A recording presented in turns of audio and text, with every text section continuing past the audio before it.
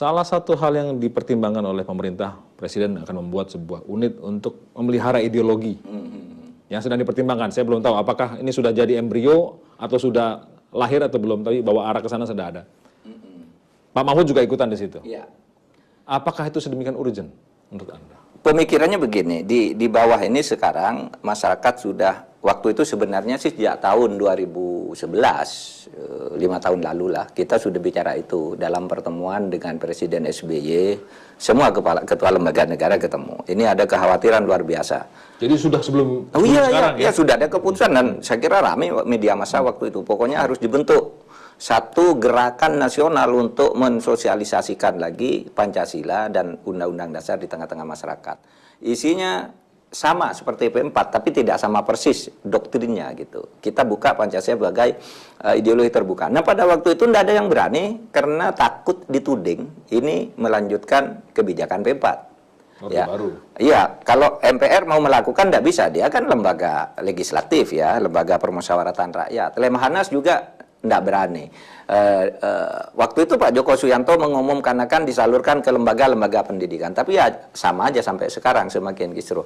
Sehingga kemudian saya termasuk yang diajak ikut bicara untuk itu menyiapkan sebuah unit kepresidenan. Unit kepresidenan untuk penguatan atau pengembangan atau apapun gitu namanya ideologi negara. Nah itu sekarang jalan nampaknya, dan itu menurut saya bagus karena itu nanti akan masuk ke lembaga-lembaga negara, tangan presiden akan masuk ke situ untuk memberi sentuhan-sentuhan Pancasila dasar negara itu, lalu ke sekolah-sekolah kita bicara kurikulum ke LSM, ke Ormas, nanti akan bekerja sama. Dan kalau tidak berubah lagi nanti akan kita yang kita tunjuk, yang kita sepakati untuk membentuk ya anak muda lah, yudhilatif gitu. Jadi bukan karena paranoia karena 212 dan 411 itu. Kalau bagi saya tidak, tapi saya tidak tahu kalau pemerintah yang menggagas ini. Saya kan hanya diundang dan saya menyambut ini sangat baik dan kita sudah lama menginginkan ini gitu. Lalu apa bedanya dengan P4 yang dulu yang sekarang ini? Mungkin banyak kesamaannya. Cuma sekarang bedanya itu Pancasila itu akan dibuat sebagai ideologi yang terbuka dalam arti fleksibel terhadap perkembangan. Tidak ditentukan oleh tafsir-tafsir mati yang harus begini, padahal itu faktanya tidak ada. Nah kita akan buka diskusi-diskusi ini, tentu kan ada forumnya yang bentuknya penghayatan, yang bentuknya pengajaran kan beda-beda cara-cara melakukannya. Tetapi lalu kita sampai pada kesimpulan, apa bedanya dengan P4 yang dulu? Saya sudah pikir-pikir P4 yang dulu itu bagus juga.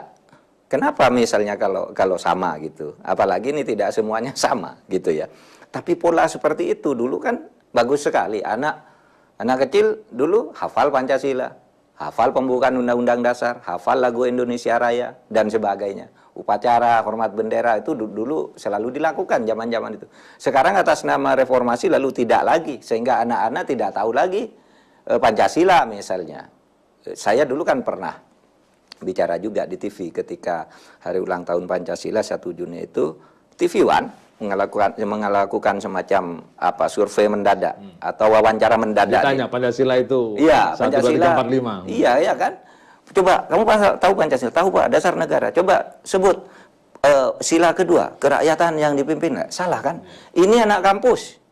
Pindah lagi ke orang sedang jalan kaki, wawancarai, salah lagi gitu.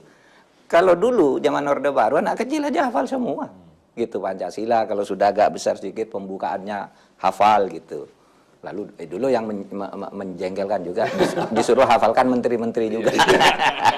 Akan beda ketika saat membawa bendera bertulisan sesuatu dengan gembira, dengan senang, tetapi ada yang sambil memaki-maki, itu kan beda pasti, mensreanya beda gitu. Nah yang begitu-gitu yang harus diurus dengan benar gitu. Tetapi hal-hal lain yang kecil-kecil, kalau saya kembalikan